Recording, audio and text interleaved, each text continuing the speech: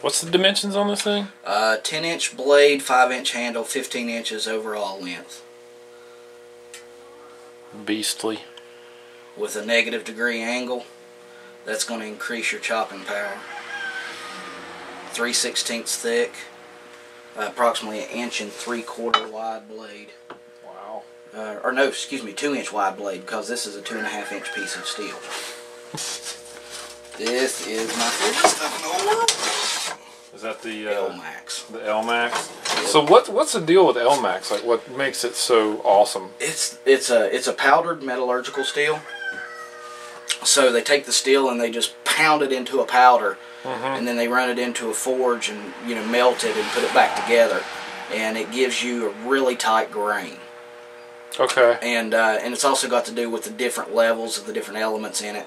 In some you may have more vanadium than others. Others you may have more, molybdenum. Whatever that is.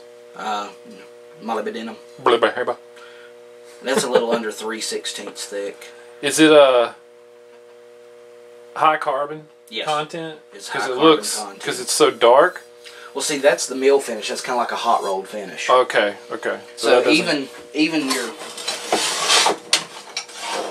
D2 in a mill finish looks like that as well. Okay. See, all these have either been precision ground or just surface ground. Right. See, and that looks like these once you take that mill finish off. Okay. A tighter grain. Okay. Whereas 1095 is a fairly loose grain. Okay. Right. 01's a fairly tight grain because it's an alloy steel. So L-Max is just like a really good knife steel. Yes. In my opinion, yes.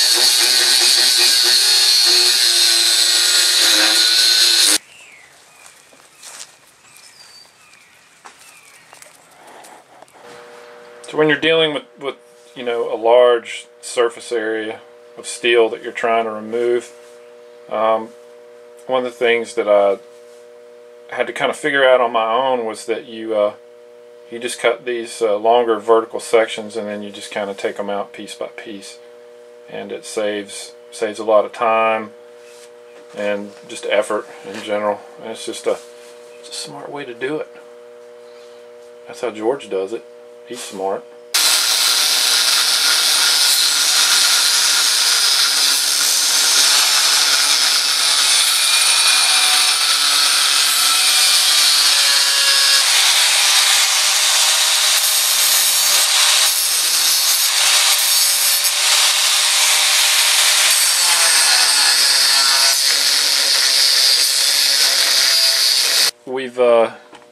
We've cut out the basic shape, right? We've got all the excess steel off, and now you're gonna drill the holes, right? Right, drill the tang holes. I left this here just to show you how powerful the grinder actually is, to show you that I can take off that much steel like that. Like no problem. Right. But a cheaper route would just be the angle grinder. Yep. Because belts aren't cheap. Right. Awesome. But with TrueGrit.com, they're a whole lot cheaper than they are everywhere else. I'm serious. TrueGrit.com. When I use TrueGrit.com. That's some good harmony. Oh, honestly, I used to pay $7 a belt for my 36 grit belts, and now I get them for like $4 a piece, and they are just as good. Wow! I'll put a link below. TrueGrit.com. Yeah, they are awesome. And this steel comes from Aldo at New Jersey Steel Baron. New Jersey Steel Baron. Jersey. .com. Jersey. Jersey. Jersey. Aldo, he's the man. Aldo. New Jersey, still barren. Forget about it.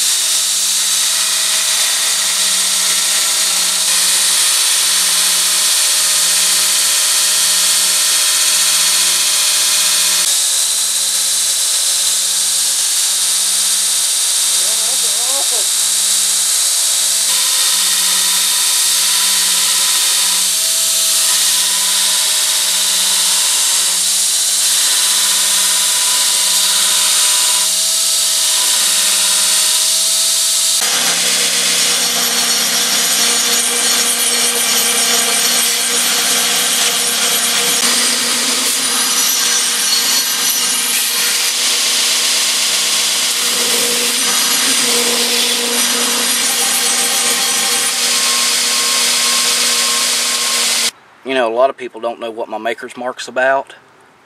That's actually, you know, it started out as a Paleo-Hebrew ox's head, which is the first letter of the Paleo-Hebrew alphabet. And that was always the symbol for God. And I thought it would be cool to add that into my knife making, since I believe he's the one that put me where I am. And also always remind me that he's first in my life. That's awesome. That's a beautiful maker's mark too. Yeah, Kylie Harris over at CKC Knives had that made for me. 4-pound hammer.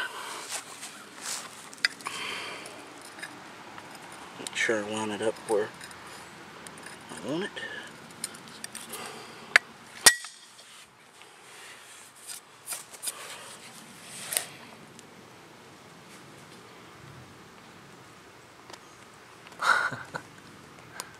That's beautiful.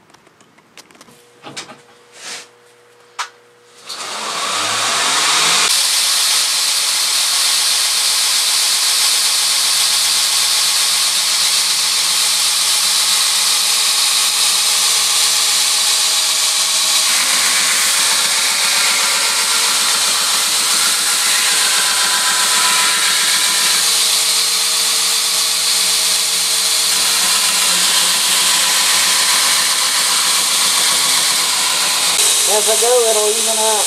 Yep.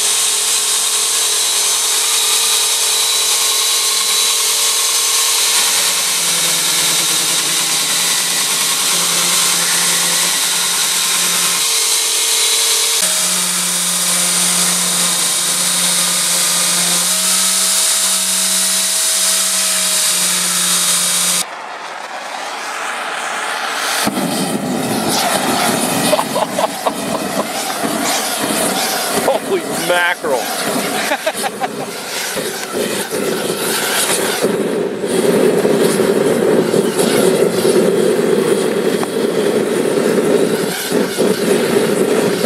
Man, that's ridiculous.